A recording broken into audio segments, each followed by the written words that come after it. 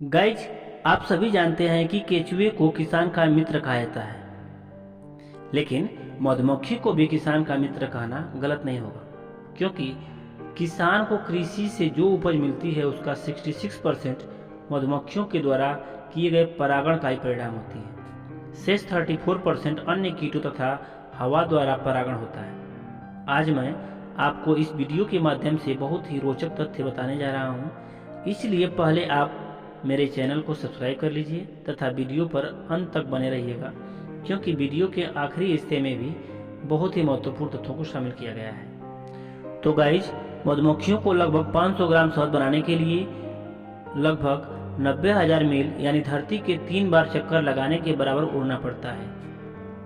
मधुमक्खियां 25 से 30 किलोमीटर प्रति घंटे की रफ्तार से उड़ सकती हैं। मधुमक्खियों की एक कॉलोनी में 50,000 से 60,000 मधुमक्खियां होती हैं, जिनमें से एक रानी मधुमक्खी होती है। शहद निकालने के लिए मधुमक्खी को एक बार में 50 से 100 फूलों पर मंडरा कर रस निकालना होता है। मधुमक्खियां नृत्य के जरिए एक दूसरे से बातचीत कर लेती हैं। सभी छत्तों में 3 प्रकार की मधुमक्खियां होती हैं। एक मादा मधुमक्खी होती है जिसे रानी कहते हैं। इसके बारे में रानी मधुमक्खी की उम्र 5 साल तक होती है और यह एकमात्र मधुमक्खी है जो अंडे देती है। दूसरा नर मक्खी और तीसरा फल फूलों के रस चूसकर एकत्रित करने वाली श्रमिक मक्खियां होती हैं। सुरक्षा व्यवस्था की सारी जिम्मेदारी भी श्रमिक मक्खियों का ही होता है। श्रमिक मधुमक्खियां फूलों का रस शहद बनाने के लिए इकट्ठा करती हैं तथा पूरे परिवार के लिए भोजन हेतु पराग कण इकट्ठा करती हैं। इसके अलावा वे दुश्मनों से रक्षा का कार्य, बच्चों तथा अंडों की देखरेख तथा सारा व्यवस्था श्रमिक मधुमक्खियां ही संभालती हैं।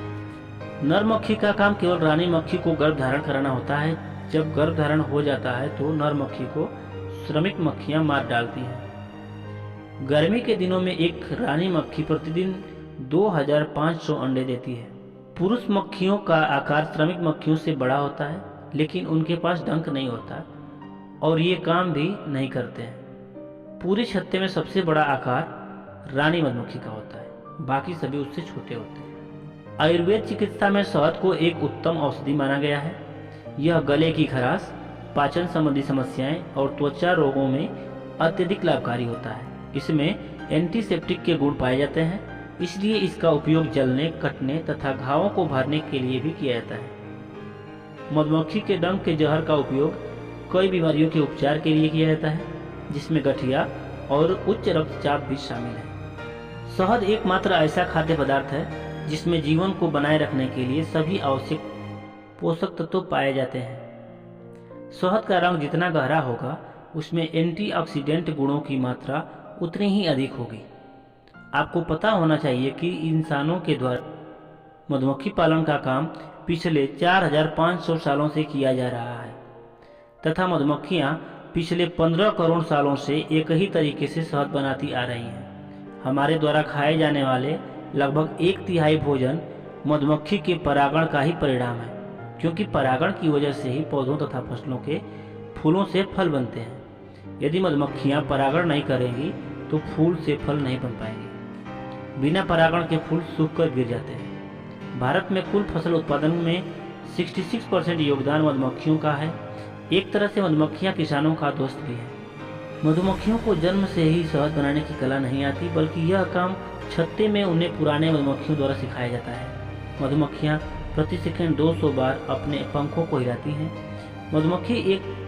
मधुमक्खी एकमात्र प्रकार की मक्खी है जो डंक मारने के बाद मर जाती है। मधुमक्खी के शरीर में 2 पेट होते हैं, एक खाने के लिए और एक फूलों का रस एकत्रित करने के लिए। एक मधुमक्खी अपने पूरे जीवन काल में केवल 1 चम्मच का 12वां भाग ही शहद का उत्पादन कर पाती है।